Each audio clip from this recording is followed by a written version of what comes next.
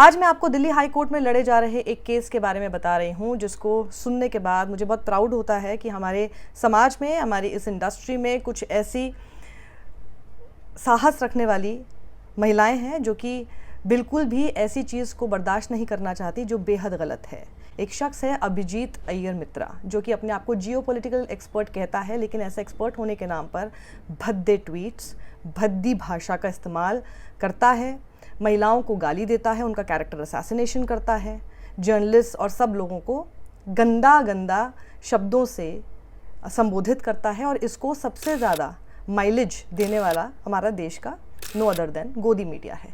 तमाम चैनलों पर आपको ये शख्स बैठा हुआ दिख जाएगा जिसको प्लेटफॉर्म मिलता है ऐसी गंदगी फैलाने के लिए। तो मनीषा पांडे, जो कि एग्जीक्यूटिव एडिटर है न्यूज़ लॉन्ड्री की, और साथ ही और भी 8 महिलाएं जर्नलिस्ट जो हैं, ये सब लोग दिल्ली हाई कोर्ट पहुँचे, वहाँ का दरवाज़ा खटखटाया कहते हुए कि ये हमारे लिए प्रॉस्टिट्यूट और न्यूज़ लॉन्ड्री जैसी हमारी ऑर्गेनाइजेशन के लिए कोठे जैसे शब्दों का इस्तेमाल कर रहा है।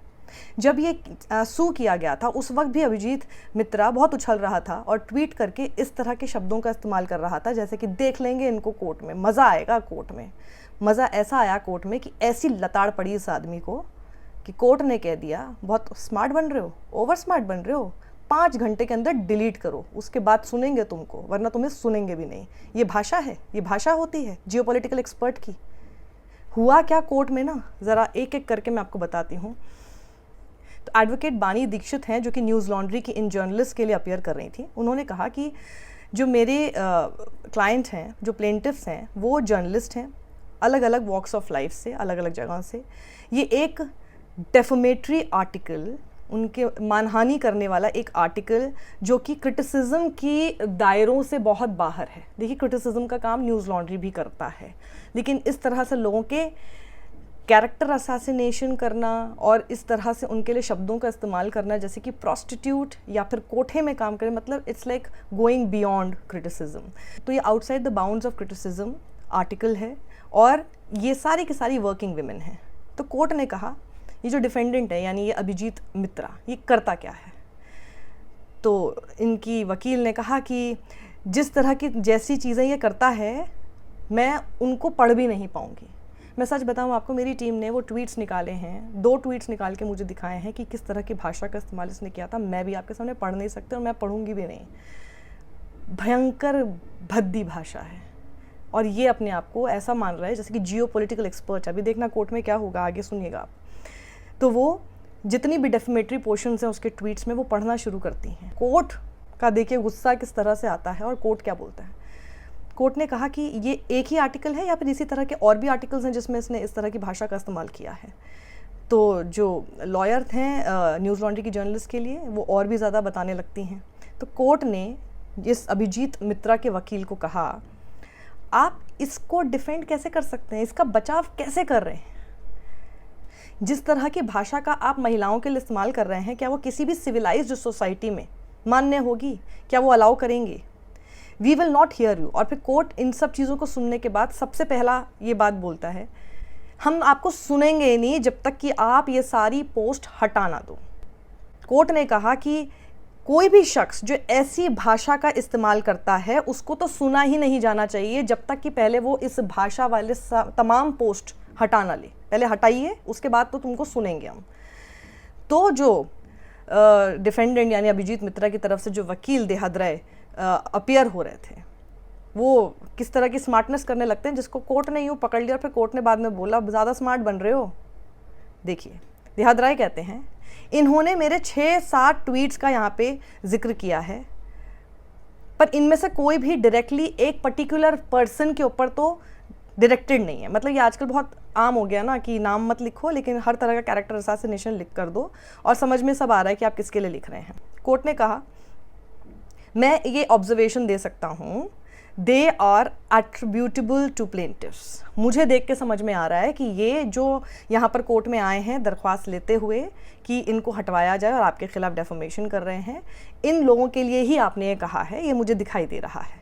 और अगर ये किसी भी एक आदमी के लिए, एक महिला के लिए एट्रीब्यूटेबल नहीं है, मान लो आपने किसी एक के लिए नहीं लिखा ये, तो फिर उसको लिखने का मतलब क्या था, बताइए ना। ज़्यादा स्मार्ट बन रहे हैं। तो देहाद राय कहते हैं, ये कोई न्यूज़ ऑर्गेनाइजेशन नहीं है। अब आप देखिए अपना कैसे फालतू का जो ओपिनियन वहाँ पे पोस्ट में लिखते हैं वो यहाँ आके बोलने लगे हैं कि ये कोई न्यूज़ ऑर्गेनाइजेशन नहीं है पर मैं जियो पॉलिटिकल एक्सपर्ट हूँ। अच्छा, अभी बताएगा कोर्ट कितने बड़े जियो पॉलिटिकल एक्सपर्ट हो।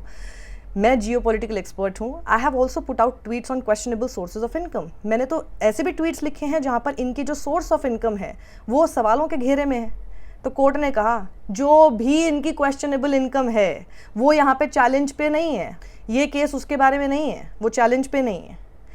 हम लोग किस चीज़ में देख सकते हैं, जो चीज़ इस वक्त चैलेंज की गई है, और लॉ के प्रिंसिपल के हिसाब से इस तरह की लैंग्वेज एक पब्लिक प्लेटफॉर्म पर बस बोल ही रहे थे कि देहाद राय बोलते the remark is in the context of the organization, कि ये जो रिमार्क मैंने दिया है, अभिजीत मित्रा की तरफ से वकील देहाद राय बोलते कि ये जो रिमार्क, ये जो बात हमने कही है वो तो ऑर्गेनाइजेशन के कॉन्टेक्स्ट में कही है जो कि क्वेश्चनेबल सोर्सेज से फंडिंग लेते हैं। तो कोर्ट ने कहा कि एक सेकेंड, क्या तुम्हारे डिफेंडेंट को ब्रॉथल का मतलब समझ में आता है?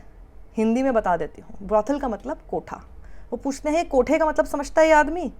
ये क्वेश्चनेबल इनकम पे यहाँ पर सवाल उठा रहा है। ब्रॉथल जैसे वर्ड्स का इस्तेमाल किया है इसने। Can someone taking funds from questionable sources be called a brothel? क्या कोई शख्स जो कि तुम्हारी नज़र में जो क्वेश्चनेबल सोर्स ऑफ इनकम है वहाँ से अगर पैसे आ भी रहे हैं तो क्या आप उसको कोठा बोल सकते हैं? You may have multiple questions, choice of words are impermissible. आपके पास 1000 सवाल हो सकते हैं, लेकिन जिस तरह के शब्दों का इस्तेमाल आपने किया है वो कम्प्लीटली इम्परमिसिबल है, वो नहीं इजाज़त दी जा सकती ऐसे शब्दों का इस्तेमाल करने पर। तो देहाद राय ने कहा लीगल पॉइंट तो इसका बहुत इंटरेस्टिंग है। तो कोर्ट ने कहा लीगल पॉइंट तो हम आपका बाद में सुनेंगे, पहले इसको हटाइए।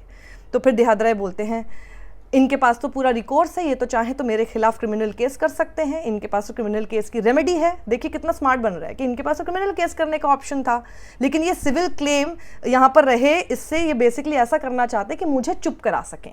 तो क्रिमिनल केस उन्होंने क्यों नहीं कर दिया? तो कोर्ट कहता है, कोर्ट जो समझ रहा है कि कितना स्मार्टनेस दिखा रहे हैं, कोर्ट कहते हैं तो उस केस में ना mister Dehadrai and the defendant, हम एक कॉन्स्टिट्यूशनल कोर्ट, संवैधानिक कोर्ट अदालत होने के तौर पर सुओ मोटो अपने आप से आपको ये निर्देश देते हैं कि आपके खिलाफ एक क्रिमिनल एफआईआर दर्ज कराई जाए। हम करा देते हैं आपके खिलाफ, ठीक है, रिकोर्स है ना क्रिमिनल का, तो ठीक है हम करा देते हैं। तो कोर्ट ने फिर आगे फिर बोलना शुरू किया क्योंकि वो चिढ़ गए इनकी बातों से, और जब कोर्ट चिढ़ता है तो फिर क्या होता है आगे देखिए। कोर्ट ने कहा हर चीज़ की ना एक हद होती है, अगर आप जस्टिफाई कर रहे हैं इस तरह की भाषा को, हम ये ऑर्डर पास करते हैं कि आपको सुना ही ना जाए। और कोर्ट ये कर सकता है, हम ये लिख देते हैं मैं आपको रिस्ट्रेन कर रहा हूँ, कोर्ट आपको रिस्ट्रेन करता है, कोर्ट आपको नहीं सुनेगा। Even for no one in a civilize society can such language be use. किसी के लिए किसी भी सभ्य समाज में इस तरह की भाषा का इस्तेमाल नहीं हो सकता। कोर्ट फिर आगे बोलता है कि don't try to be over smart, ज़्यादा स्मार्ट बनने की कोशिश यहाँ पे मत करो। आप यहाँ पर ओवर स्मार्ट बन रहे हैं कोर्ट के साथ। हर ऑब्जर्वेशन के लिए कोर्ट जो है अब आपको रिपीटेडली इंटरजेक्ट करेगा। आप बोल कर देखिए किसी भी बात में, हम आपको इंटरजेक्ट करके पहले टोकेंगे। देहाद राय बोलते हैं कि मैं तो सिर्फ अपना आर्ग्यूमेंट बनाने की कोशिश कर रहा था हाइपोथेटिकली कि अगर ऐसा होगा तो ऐसा हो सकता है, ऐसा होगा तो ऐसा हो सकता है।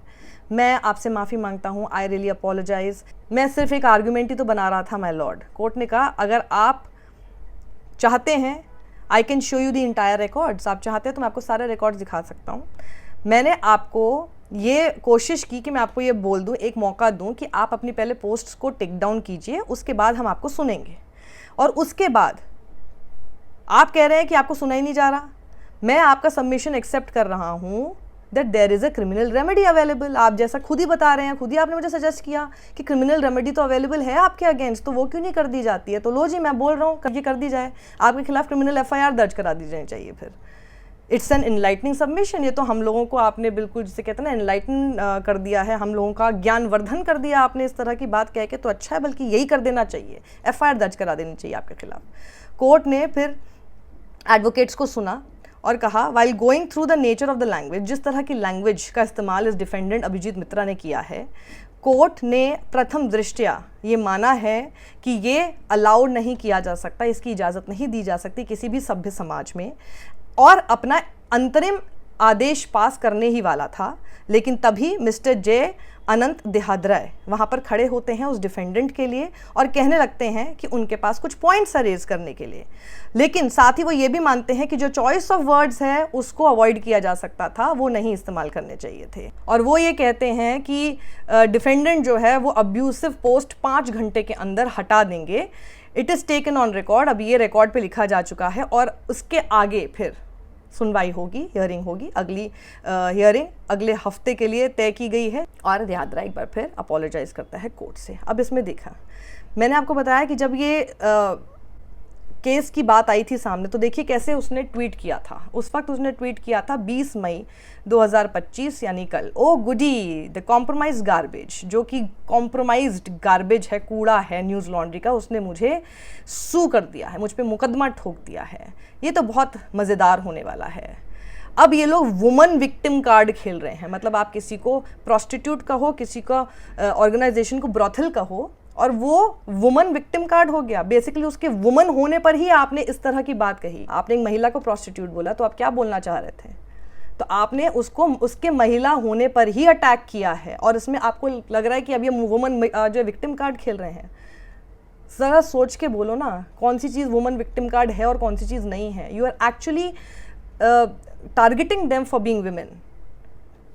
फिर आगे लिखता है ये सब कुछ इन्होंने तब किया जब ये लोग मुझे ये बोल रहे थे कि मैं तो इररेलेवेंट जोक हूँ, मतलब मैं तो ऐसा मजाक हूँ जिसकी कोई रेलिवेंसी नहीं, जिसको कोई सीरियसली नहीं लेना चाहता। This will be fought in court all the way. ये तो कोर्ट में ही अब लड़ा जाएगा, और कोर्ट में क्या घिग्गी बन गई है देख लीजिए। अब उसके बाद अब ये ट्वीट कर रहे हैं आज, मेरा पूरा विश्वास है ऑनरेबल दिल्ली हाई कोर्ट में, उन्होंने मुझे कहा है कि ये पोएटिक ट्वीट्स, ये पोएटिक कहीं से नहीं थे, पोएम की तरह लिखने की इन्होंने कोशिश की। इतनी भद्दी, घटिया, घिनौनी, अव्वल दर्जे की वल्गर पोएम इसको ये कहता है। इतनी घटिया भाषा है, मतलब मुझे ताज्जुब होता है कि किस तरह की अपब्रिंगिंग है इन लोगों की जो कि ऐसी भाषा का इस्तेमाल करते हैं।